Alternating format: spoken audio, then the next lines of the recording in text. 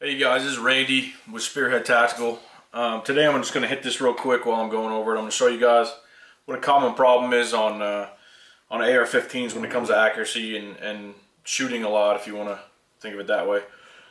Sometimes the torque spec for these things, which is usually between 30 and 80 foot-pounds, sometimes a lot of people are like, well hell, my gas hole doesn't line up and I don't know why, and I don't want to really crank the shit out of it to 90 or something like that. So typically this happens when a lot of rounds have been fired to the gun. There's a lot of expansion and heat problems and things like that are associated with it, and things tend to move a little bit. So when a guy gets a gun from the factory, sometimes they're tight. He'll fire 200, 1,000 rounds and they'll be loosened up.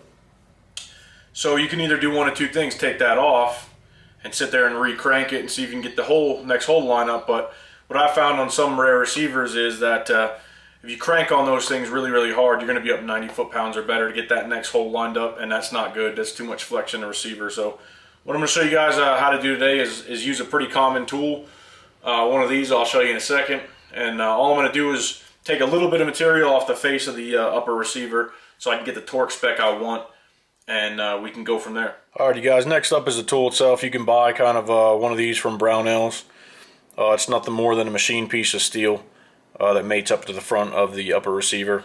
You put a little lapping compound on it, stick it in a drill, and then you can square up the inside of the receiver. I make these things on a lathe. They're pretty easy to make if you have a lathe. Otherwise you can buy them off Brownells, and they're pretty easy to use.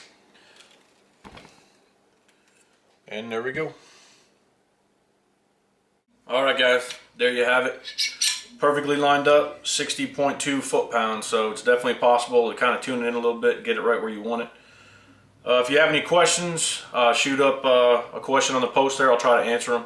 And remember to check us out at SpearHeadTactical.com. We're the nation's largest sniper and special weapons training area. So hope you enjoyed the video, and we'll see you again soon.